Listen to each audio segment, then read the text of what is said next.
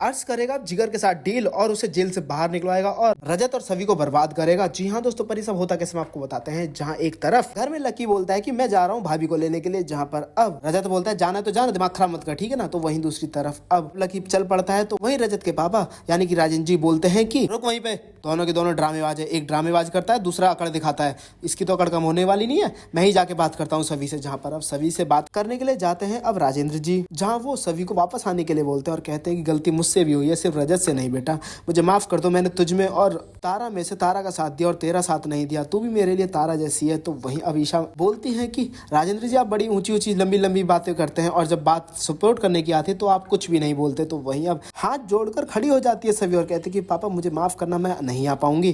तो वहीं अब राजेंद्र जी वहां से चले आते हैं और वापस आ जाते हैं। तो वहीं अब रजत कहता है कि कम से कम पापा का तो मान रखना चाहिए था, नहीं आई ना वो वापस, कितनी जिद्दी है। उसी वक्त एंट्री होती है सही की और सही बोलती है कि पापा आपने परी मम्मा को घर से बाहर निकाला है क्या। तो वहीं वो बोलता है कि ऐसा कुछ नहीं बेटा, तुम्हें किसने बोला। तो वहीं अब सही बोलती है कि मुझे वंश ने बताया कि तेरे पापा गंदे हैं, उन्होंने तो तेरी मम्मा को घर से बाहर निकाल दिया और वो नाराज है। तो वहीं अब दूसरी तरफ सही बोलती है कि ये सच में सच है। तो वहीं दूसरी तरफ अब लकी बोलता है नहीं बेटा ऐसा नहीं है, तुम्हारी परी मम्मा ना तुम्हारे पापा से नाराज है और तुम्हारे पापा मनाने नहीं जा रहे हैं, इसलिए वो वहां पर है। तो वहीं अब सही बोलती है कि पापा जाओ परी मम्मा को लेकर आओ बड़ी आई के यहाँ से, वरना मैं आपसे बात नहीं करूंगी। जिसके बाद अब रजत को जाना पड़ता है सभी से बात करने के लिए। तो वहीं सभी से माफी मांगता और बोलता है कि मुझे माफ कर देना, मैंने तुम्हारी जगह तारा को चुना था, मेरे समझ में नहीं आ रहा था मैं क्या करूं, अपनी बहन को चुनूं या तुम्हें चुनूं, क्योंकि मुझे पता था कि हाँ तुम सही हो, मगर फिर भी मैंने तुम्हारा साथ नहीं दिया, मुझे माफ कर दो सभी। तो वहीं अब रजत वहां से जाने लगता है और बोलता है कि अगर तुमने मुझे माफ कर दिया तो आ जाना मेरे साथ। तो वहीं अब जहाँ सभी बोलती है कि अगर अकेले ही जाना था तो फिर लेने क्यों आए थे। तो वहीं दूसरी तरफ हम आपको बता दें जहाँ पे रजत तो सभी का हाथ पकड़ के लेकर आ रहा होता है, वहीं एंट्री होती है तारा की, जहाँ पे तारा रजत और सभी को एक साथ देखकर बहुत ज्यादा गुस्से में होती है, अपने रूम में जाती है। जहाँ पे अब रजत बोलता है मैं जाके बात करता हूँ। तो वहीं सभी बोलती है नहीं मैं जाके बात करती हूँ। जहाँ पे अब सभी जाती है